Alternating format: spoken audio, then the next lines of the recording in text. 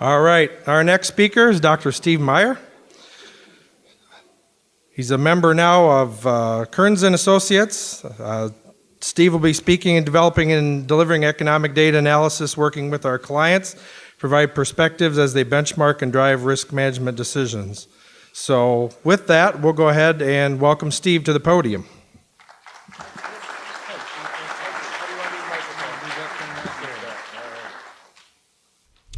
Ray, I gave you a card there. In the interest of international cooperation, you're free to ship any of that calabrese or that prosciutto to that address right there, and it'll further U.S.-Canadian relationships. And I've been to Italy, and I speak Italian. You know, I know what calabrese and pizza and Parmigiano, and I'm fluent. So I'm not just some schmuck trying to get a free handout. All right? Okay.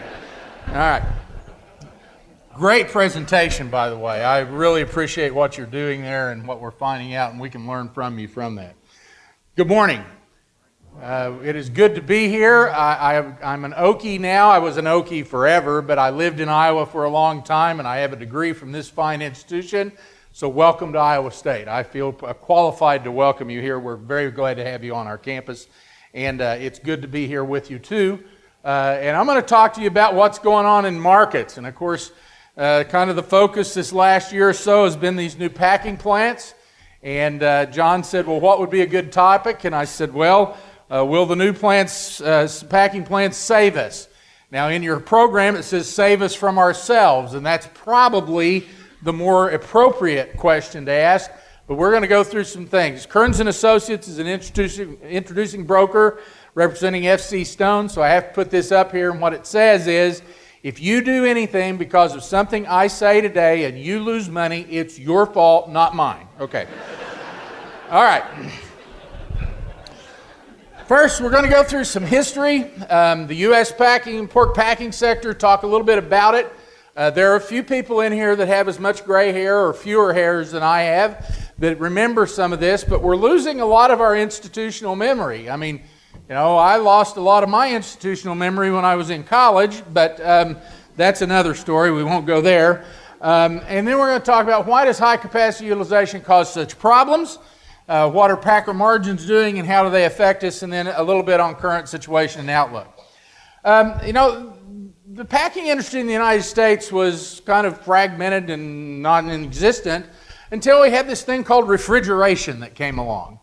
And of course, then we had development of a packing industry that really started putting mechanization to work in a lot of places. Of course, early on, we had a whole bunch of strong-back guys that carried quarter or half carcasses around and moved them from one place to another. But you know where Henry Ford got the idea for the assembly line to make cars? He went to Augustus Swift's packing plant and watched them take apart carcasses. Okay? And he reverse engineered the thing to build cars. And so we've been in this deal of systems for a long time. These things were mainly located near terminal markets. Of course, if you've seen pictures of the old Chicago Union stockyards, and it was surrounded by packing plants. One of my favorite pictures, Professor Grimes had a picture on his wall of two packing plants that were right beside the St. Joe stockyards. One of them had this huge plume of blood running out into the Missouri River. Okay? It was a warning for what was coming. But still, we had those located. We had them located in some other places, too. I remember Meyer had a large packing plant in Dallas. Someone had a plant in Seattle, of all places. I mean, we had them located near the terminals and also in many population centers. When I was growing up in Oklahoma, we had 8 plants in there in Oklahoma as late as the 1970s. Now, only one of them was of any size, and that was Wilson Foods in Oklahoma City. But there were at least small plants around, and they have a very active local hog market in Oklahoma at that time. What towns in Iowa had plants before 1990? I just thought of this when I was putting the slides together. I know Cherokee had a plant, Fort Dodge had a plant, Cedar Rapids had a plant, Mason City had a plant, Esterville had a plant. What other ones? Dubuque, oh, of course Dubuque had a plant. Columbus Junction, of course, that plant's still there. Perry's still there. Where's another one that doesn't have a plant now? Huh? Postville. Postville had one. Where else? Well, Sioux City's now had a plant, doesn't have a plant, now has a plant, okay? So they're kind of in and out all the time. I always said, Sioux City, when the old plant was downtown by the stockyards, which it's so sad to drive through Sioux City and not see the stockyards anymore, but it's really nice to drive through Sioux City and not smell the stockyards anymore. Okay, I always thought when that plant was there, and the first thing you see when you come into Sioux City is a packing plant, I thought, if the city fathers had their way, they'd burn it down tomorrow. I mean, it was just the location. Now, of course, now it's not quite as visible, but still, we had a lot of packing plants in Iowa, and they were strung out. And what caused all the restructuring? Well, I think the primary driver here was competition from chicken. There wasn't such a thing as competition from chicken really back in the 50s and 60s, and even it really got rolling in the 70s. But what was Herbert Hoover's statement about Americans being well off? A car in every driveway and a chicken in every pot. And that was in the 30s. All right? Do you think he was talking about the chicken we have today? No, chicken was high dollar stuff in the 30s. That was Sunday dinner was chicken, right? Because it wasn't the kind of omnipresent product that we have today. But in the 60s and 70s it came along and it put cost competition, it really put the pressure on the other meats. Very efficient, low-cost protein. It was raised in non-union regions, which even lowered the costs more. I mean, it's the Southeast, places where they didn't have unionized labor. Then along comes IBP in the 1970s, and they bring the boxed model to the U.S. pork industry, and they also buy a plant that isn't unionized, and they put lots of pressure on the old master contract plants. The companies that had master contractors with the labor union, and they had, they negotiated as a group, and they would target one in each year. And so these are the names of those, and there's only two in there that we even see now. We see some brands with Wilson on them, but Hormel and Swift were the only ones that survived, and Swift doesn't even have that name now. It's JBS. So a lot of change. The first taste of capacity constraint came in 1994. I joined the National Pork Producers Council as their staff economist in August of 93. And within 5 years, we'd gone through the worst economic times in history. So, yep, I did a great job. But in the summer of 1994, Ron Plain and I have been friends for a long time. He and I shared an office at Oklahoma State when he was in grad school and I was working on my master's. And so Ron and I talked a lot, and of course he was at Missouri and we were doing the same kinds of things. And about July of 1994, I was talking to Ron, and Ron said, I think we could run out of packing capacity this fall. And I laughed. I said, oh, Ron, what's going on in Missouri? But the more I got to looking at it, I called him back about 2 hours later, and I said, boy, this is going to be tight. Because we were in the midst of a major expansion. And we had closed plants steadily over the last decade. I mean, we just closed Albert Lee not long before that. I think Dubuque had closed for the first time. It reopened later. There was a number of them closed during that time period. And so we'd had all these plants shut down. We had 10 plants in the period of 1993 to 98 close, 63,000 head, or about 17% of our 93 capacity. So this was going into 98. And I know when I mentioned 1998 to U.S. hog farmers, we all break out in hives or run screaming from the room or something because it was the toughest time for producers. It wasn't much fun to be working at an MPPC that fall either. There were a lot of people thought it was our fault, but there was a big beat the regulations expansion going on. So not only did we have a rationalizing packing sector, we had this huge expansion in production. I remember when the September Hogs and Pigs report came out that fall, and market inventories were up 9% from the year before. And I walked into Al Tank's office, who was our CEO at the time, and I said, Al, this is going to be the biggest disaster we've seen in a long, long time. It's devastating. And so we were ready, and here was the last straw. Thornapple Valley, large plant, downtown Detroit, old plant, horrible facilities. Their hog holding system was drive around the block with the truck until we're ready to unload them. All right, I kid you not. Okay, that was it. Closed in July of 98. Now, how would you like to be the guy that's running a company that is set within the next 6 months to make more money than you've ever done, and the bank doesn't even trust you long enough to keep you open until you can do that. And that's what happened here. And they closed this thing late in the game, and it really, really hit us. We had a big quantity impact on prices. Anytime you have a large quantity, you're going to have prices go down. But we also had a constraint impact, a capacity impact on prices. And of course, packers at the time behaved like packers. Their job is to buy hogs as cheap as they can. And they kept buying them cheaper and cheaper. And of course, we had bids for $8 one week there in early December in the fall of 1998. And it devastated the business. Now, one of the fallacies out there, though, is that 1998 caused the decline of the small hog farmer in the United States. This is the Census of Agriculture. Here's 1997. Okay? How many small hog farmers left here instead of back here? Okay? There was already a huge exodus of small hog farmers. Now, part of that was small hog farmers getting larger, and a lot of it was small hog farmers specializing in cash grain or whatever. But certainly 1998 was horrible. It wasn't the reason we lost small hog farms. Probably a bigger impact was a restructuring of production. We did lose those producers, but we had consolidation of large producers. This was the time when Smithfield bought Carroll's, bought Murphy's. This is the time when we had some other independent producers buying companies over the next several years that really traced a lot of their financial struggles back to the fall of 1998. And we got greater scrutiny and political pressure on packers. That behavior of buy them as cheap as you can no matter what caused a lot of social and political pressure on the whole industry.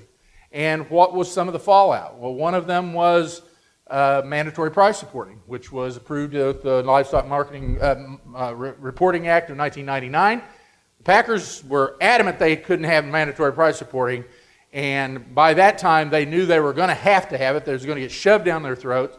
And so they came to the table, and they and the producers worked out the system, pretty much the same system that we have now, which has worked reasonably well for almost 30 years, which is really a shock to me because I was one of the ones in the room, and I can tell you that we weren't sure what we were doing, okay? But we worked it out pretty good. They got country of origin labeling a few years later when, in the debate for the Farm Bill, Senator Grassley and others could not get a ban on packer ownership included in a farm bill, and the booby prize on that was country of origin labeling, which caused all kinds of trouble for a few years. And of course, from the day it went in, most of us are saying, this ain't going to fly with the WTO, and of course it did not. And now that has been set aside, and they almost got this packer ownership ban, and this thing still pops up every now and then. Not that packer ownership ban helps us with packer capacity at all. Here's where the plants are.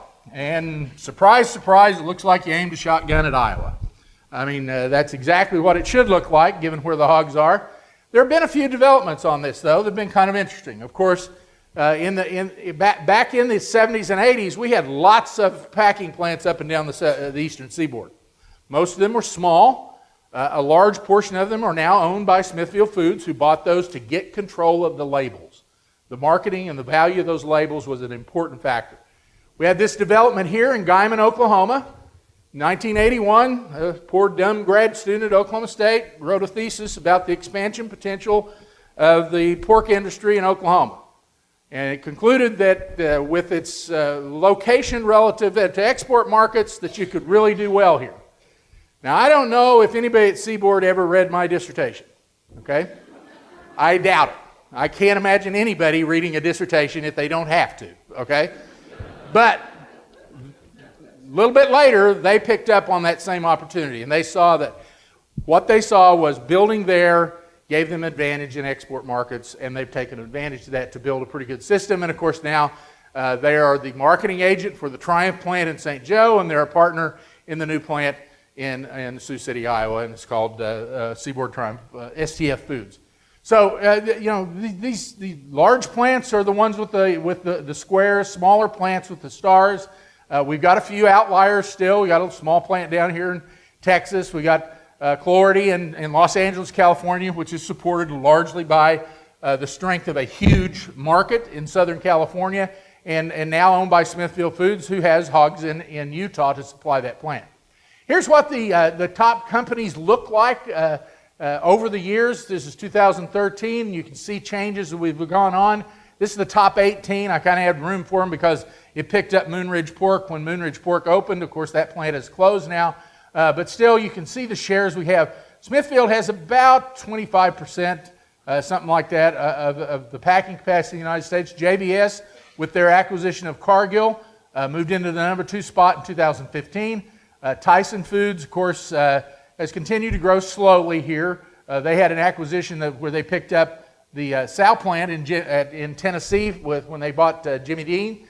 Hormel went down a few thousand when they sold the plant to Smithfield in California. Triumph Foods, of course, came along in 2000 and somebody tell me what year they opened. 2008, something like that. They've continued. They've ramped that plant up. Seaboard is here, and of course the Triumph Seaboard plant is down here. The interesting thing about this is these people have a pretty good chunk of the U.S. sow herd, almost 2 million sows in those top 18. So we don't have exactly the same kind of thing we had back in the 90s where you were expanding and hoping to buy pigs. In this case, you're going to raise some of the pigs for that, and that puts all the people that are kind of on the fringe in a bit of a pickle on how to go about this. All right, now I have a PhD in economics from Iowa State University, so if I don't have a lesson on economic theory, they pull my union card, okay? And so I tried this the other day, gave a Pork Econ 101 at the pork board right after lunch. I didn't see anybody go to sleep, so I'm sorry, you're going to get it on you again today. And here we go. If you think about cost structures in packing plants, we don't have a lot of research on that in recent years. The studies we have are old, but I think they still probably hold, that most of these have large areas of production, stretches of production that are close to minimum average variable cost, which would be the blue lines here. And I'm going to tell you, don't pay much attention to these units, okay? I was building a spreadsheet and I put in the units to make the thing look right, all right? So if you want to think this is price, it's not price in dollars, obviously. But still, just think about the shape here. Large stretches near minimum average variable cost. Now, the real important concept of this is marginal cost. And that is, how much does total cost improve if I produce one more unit of product? And that would be the orange line here. And notice what happens when it gets over here toward this capacity constraint. Marginal cost goes up. Does it go up because total costs go up? No, it goes up because I can't increase the quantity very much. I'll show you the mathematics here. So marginal cost, the amount by which total costs increase, one added unit of output. Anytime marginal cost is above average variable cost, if I was back here and I had to sell at this price right here, would I produce 50 units of product? No, because I'm not covering my variable costs. I have to at least cover variable costs. I might not cover all my fixed costs, but if I can cover variable costs, I will reduce the amount I lose, at least, on fixed costs. But back here, I wouldn't even produce. So, marginal cost above average variable cost, any additional unit. Price greater than or equal to marginal cost, we'll produce that unit because that revenue will go up. We'll get more in money than we spend to get it, higher profits. So mathematically, marginal cost is the change in total cost divided by the change in quantity. Now, what happens over there near the capacity? What happens to change in quantity? Keeps getting smaller and smaller, doesn't it? Because we're running into a wall. We can't increase quantity. So mathematically, what happens to marginal cost when this thing goes to zero? It goes to infinity, right? And that's the reason this thing goes straight up. You're saying, well, okay, all right, Steve, you can draw a picture, you can do an equation, all right. What does it mean? Okay. All right, it means that marginal cost gets high. Now, the packer's supply function for slaughter services, anything above average variable cost, if you'll pay me 50 units, I'll do 150, 170 units of whatever product we're talking. But if you want to pay me 150, I'm only going to do 220 because my marginal cost keeps going up because I'm right against my capacity constraint. All right? Now, as an industry, not all plants are exactly the same, but every one of them has one of these. And every one of them can't go beyond their capacity. All right? So their marginal costs go up right at capacity.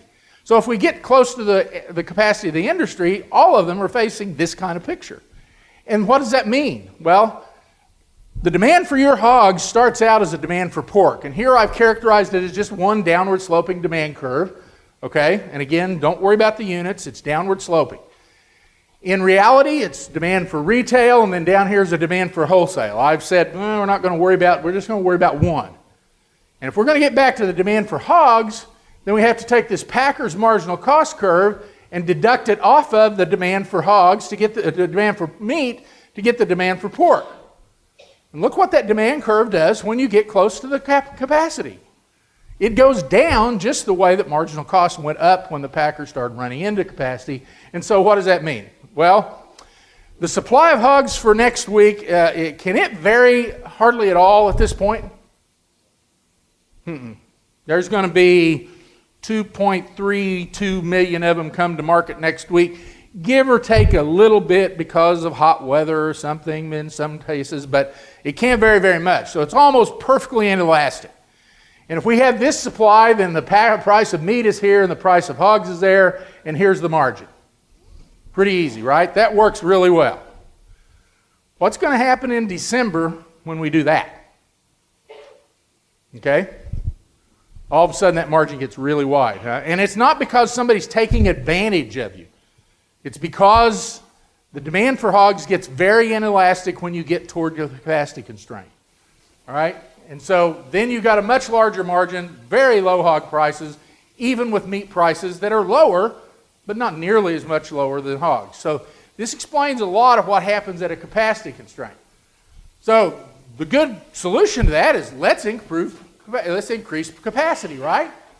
So what happens then? Well, if we stay at the same supply, we shove that whole thing to the right, and now we have a demand curve for hogs out here because we have a place to kill them. And look what happens. The margin goes back down and hog prices get better. Works pretty well until you do this again. All right? So the point here is not whether the plants will save us, is whether we'll allow them to save us for ourselves. And that's really kind of been the issue. I mean, when we look at supplies over the next year, and by the way, we're going to get a new read on that this afternoon with the Hogs and Pigs report. We expect it to look very much like the last two. Probably 1.5% on the breeding herd, 3% on the market herd.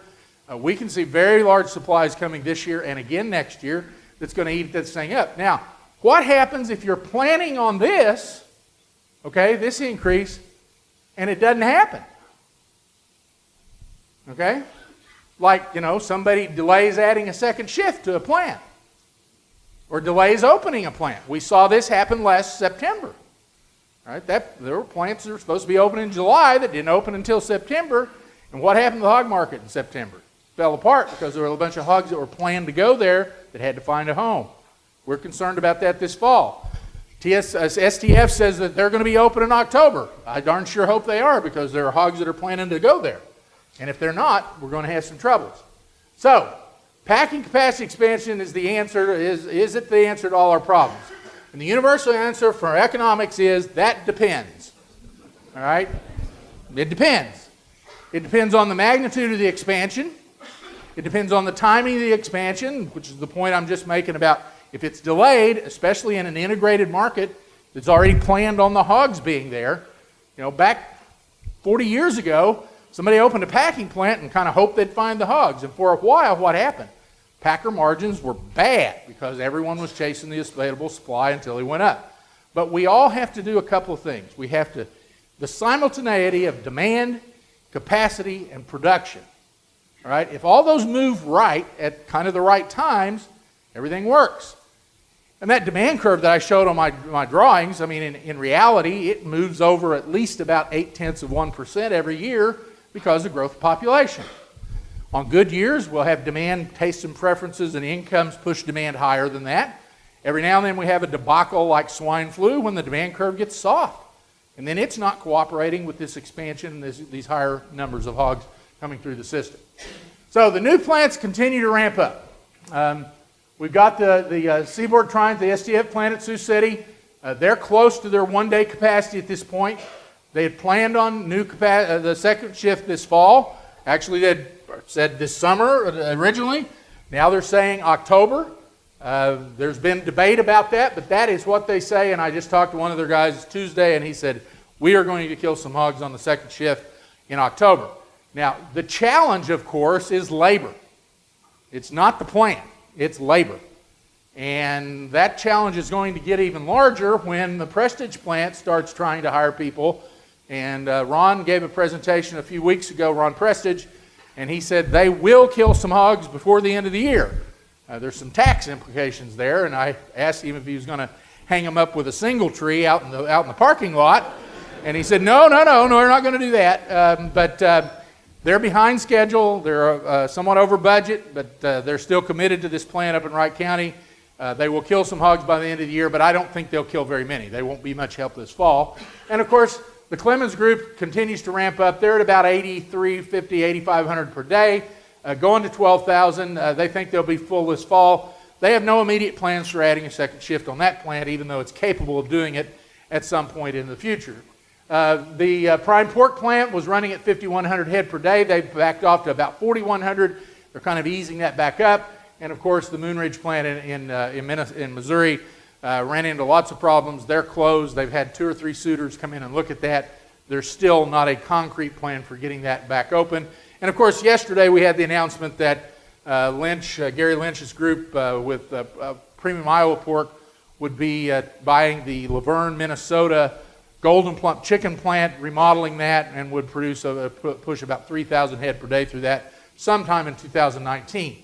That would be a help, no question about it. But this is where we stand, and if we get all of those plants open in the fall of 19, notice we've got 10% more capacity than we did in the fall of 16. Now, the fall of 16 is important, and the reason it's important is it was the last time that we really felt some impact of a capacity constraint. You can see where we were back here in the early 2000s. There were a few years. In 2007, I'm not exactly sure how we pushed as many hogs through that fall as what my capacity ratings say. I would say my capacity ratings were probably incorrect to the low side. But you can see that since then we've kind of played around the capacity. This would be my rated capacity. I do a survey every summer, getting ready to do that here in the next couple of weeks. It's published in National Hog Farmer. This will be the weekly total at 5.4 work days per week. Why 5.4? Because it's my report and I get to say. All right. What we found is that we don't usually get much price pressure if we can stay 5.4 days per week or less. If you get over that, you tend to get some price pressure. So it's kind of an arbitrary number, but it's one that's consistent here, so I think that has some value. Notice in 2007 we went above it. Of course, why did we do that in 2007? Because we had circovirus vaccines come on. We had all these pigs that lived to market age that used to die when they were little. And so we had a lot of pigs, and thank goodness the Chinese were there to buy product going into the 2008 Olympics. Then we've rocked around pretty close since then.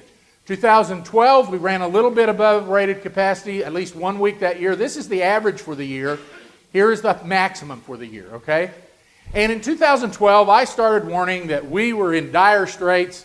We didn't have enough capacity. At the rate we were growing, we were going to run into capacity constraints, and we would all die, and everything would be bad, okay?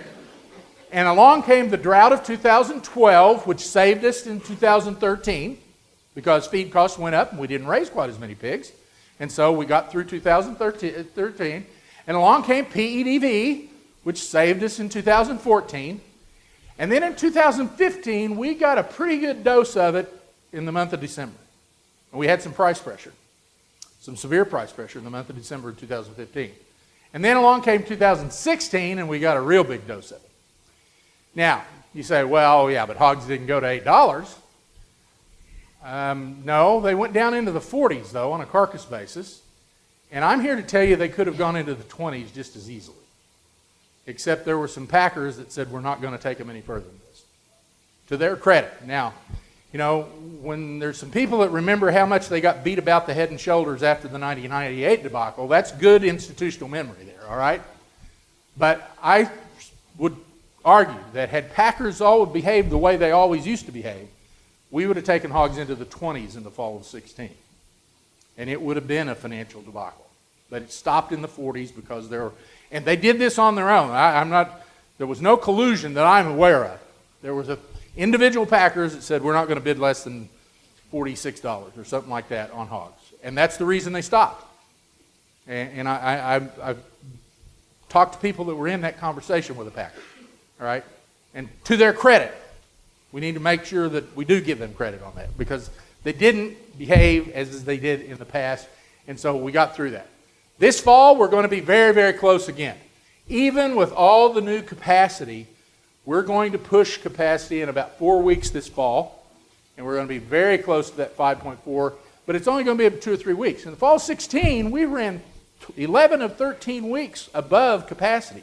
And when you do that, you tax your buildings, you tax your labor force, you really cause a lot of difficulties in those situations. 2 or 3, 4 weeks, not a big problem. I don't think that's going to be the case.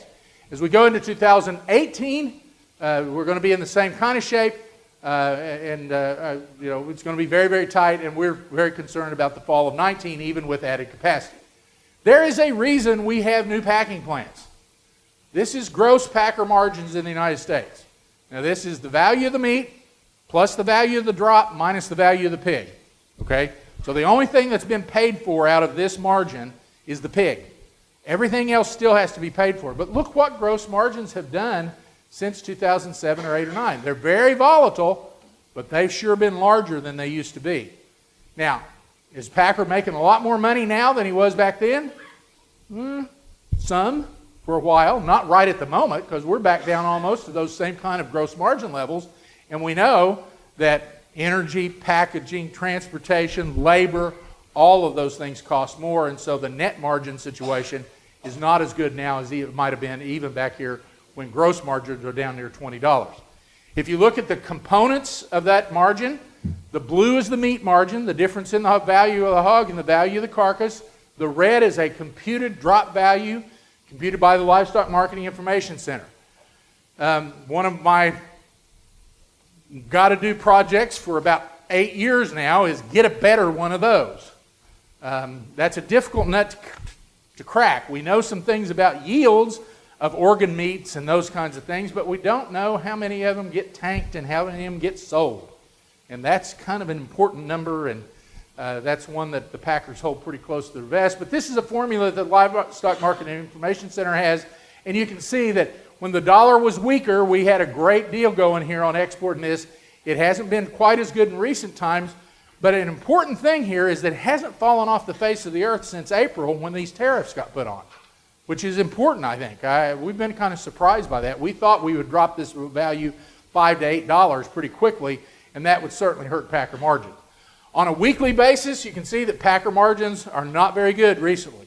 They've been very difficult. We saw major cuts in the slaughter rates this week because of these tight margins. Notice, though, what was happening with packer margins as we went through 2017. We're rocking along here, and it's pretty good. And look what happened right after the 1st of September. They dropped right back to the 5-year average, and they've been there or worse almost every week since then. When the 2 new plants opened, packer margins got tighter. You saw why. I mean, we had more new capacity. They weren't operating out there in those higher marginal cost parts of their cost curve. So what does that mean for this year? Well, first, we're going to have plenty of protein around. Our forecast for 2018 is about a 218 pounds total per capita availability for beef, pork, chicken, and turkey. Now, back here, we set a record in 2006 at 220 pounds. When we got down to about right in here in 2012 and 13, knowledgeable economists declared that we'd never go back there. And I was wrong. Okay? Clearly, we are going back there. And what we've seen is, of course, corn production has caught up with the demand from ethanol, and we have put corn and soybean prices back down into a much more reasonable kind of range. We've had growth in demand because of shifts of taste and preferences the last few years. When we debunked the animal fat thing, things got better. And I'll show you that in a minute. But still, we're going back up, and we will eat what we produce, and this year we're going to be near 218 pounds. Next year, right at the record again. So we're asking consumers to pay more. What price will they do it? Consumption is not demand. Okay? The question is what price? Pork prices have been in this $3.50 to $4 range for the last 5 years. They used to be in the range around $3. So we've jacked those up as we've gone through time. We think there'll be some pressure on it, not only from pig supplies, but also from cattle supplies, which are going to push down beef prices, which will be negative for pork demand as we go over the next year or so. So far, these lower fat cattle prices have not translated to much reduction in retail price, and they won't translate to a penny for penny reduction. Notice how these prices tend to go up, and then they don't go back down, and then they go up, and they don't go back down much. There's a ratchet effect on retail prices, but there will be some pressure on them. We think it's going to be soft for pork. Our real per capita expenditures for pork this year have been very good, just about the same as last year. We were down a little bit in April, but up 0.7% for the year. This is a number that really represents the position of a demand curve in PQ space. We think that it's probably going to be very much like last year as we go through the rest of this year. Exports have been surprisingly strong. We set a record in March. We set another record in April. Now, there's a good portion of that was exports to Mexico, which were beat the tariff exports. Okay, we're going to see some impact on that as we go forward. But as we've pointed out since the tariff thing started, I think I've got a slide on this. Well, number one, here's Mexico. Here's China. China and Hong Kong accounted for 9% of our exports in 2017. That number was going to be significantly smaller even before the tariffs. China has a lot of pigs and very low prices right now. We didn't think our exports to China were going to be very good at all in 2018, and I think that's it's being proved correct. So we didn't think that there would be a big hit on exports to China. Mexico takes about 27% of our variety meats. China, Hong Kong takes 60%. We thought that's where the pain would probably come. And as I pointed out a few minutes ago, it hasn't really materialized yet. On the Mexico side, of course, they're our largest customer, our largest single customer for pork muscle meats. Record exports to Mexico in April. We think that especially after July 5th, we'll start seeing some impact here. The 10% tariff, in my opinion, leaves the United States still as probably the low-cost supplier of hams to central Mexico. The Canadians would be close, but at 20%, they're probably going to be below what we are. Now, we ship fresh hams down there, and that business is really built to use fresh hams. They can get frozen hams other places, but they can't get fresh hams, and so that's a complicating factor on the impact, on how much impact this tariff is going to have. We still don't think it's going to be, we're not going to shut off exports to Mexico. We may reduce them, especially at fresh legs down there. We think that could probably have something like a $4 to $7 hit on ham prices. Supplies of hogs, again, this is the March Hogs and Pigs report. The expectations for today's report, average analyst guess on the breeding herd is plus 1.7. The average analyst guess on the market herd is plus 3.1. You can see that's almost exactly what the last quarter's report was, and it's almost exactly what the December report was. This is going to look very familiar, and we concur with that. We think we're going to see a 1.7% increase in the breeding herd, 3% to 3.5% on the marketing herd, distributed pretty well across the weight categories. The forecast for farrowing intentions was 1.1%, and I don't know how you get a 1.1% farrowing intention out of a 1.7% growth in the breeding herd, so we think that number is probably going to be more like 2%. The breeding, of course, pigs per litter is going to grow about 1%, and so that's the expectation for this afternoon. Notice how closely the expectations were to the actual numbers in that last report. I've never seen one that close, and it's panned out to be pretty accurate. Okay, it's been very, very accurate. The only real kind of deviation from their numbers has been in the last 4 or 5 weeks, and that's mainly due to the heat we saw in May, in our opinion. So we think that's been the big thing. Now, what does these hogs and pigs reports say? Well, it says that we're growing the market herd at a rapid pace, and I don't see any slowing of that. The other thing, there's a couple other lessons to learn here. There used to be this thing called the hog cycle. All right?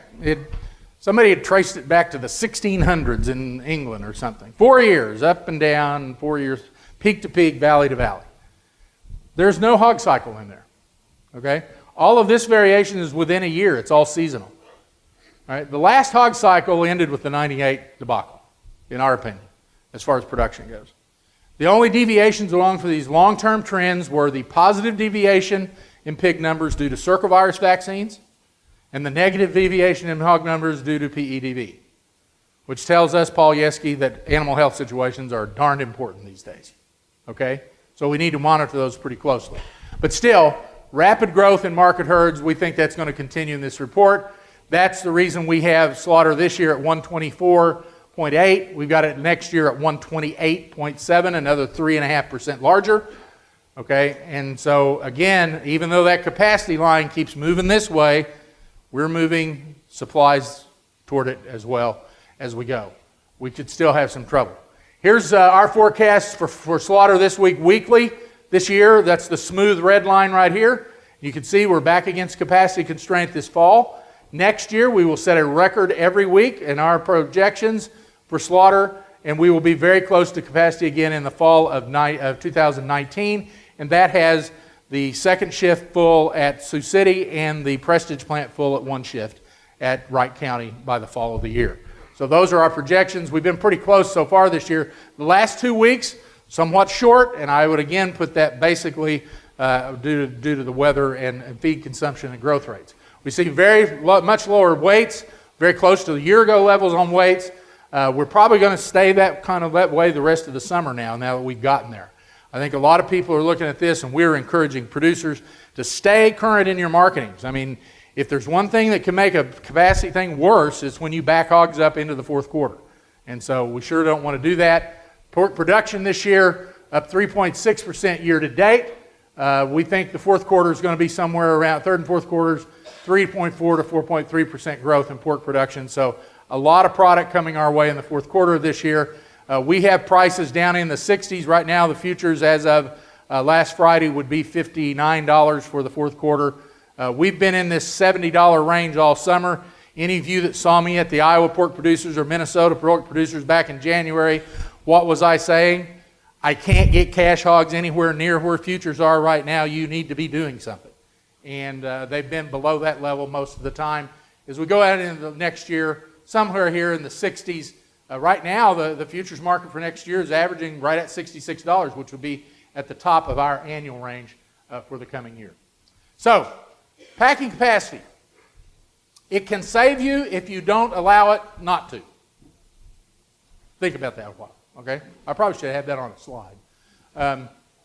Certainly, it's good that we had capacity. I mean, this business was at its point where we could not grow anymore until we got these new plants. Margins were good. When margins are good, what happens? Somebody expands. That's what happens in the hog business. The thing about production sector right now is we have not seen margins bad enough to stop growth yet. Okay? We might see that in next year. But now we've got a corn crop and a bean crop that looks pretty darn good. Our costs should not be out of hand in the coming 12 months. I think we're going to continue to grow, and we'll put some pressure on things next year. We got 2 minutes for questions. Time for one question for Dr. Meyer. Well, I can answer them faster than that. If not, we're running up on our break. Feel free to grab Steve either afterwards here or out in the hall. We'll reconvene at 10:45 sharp.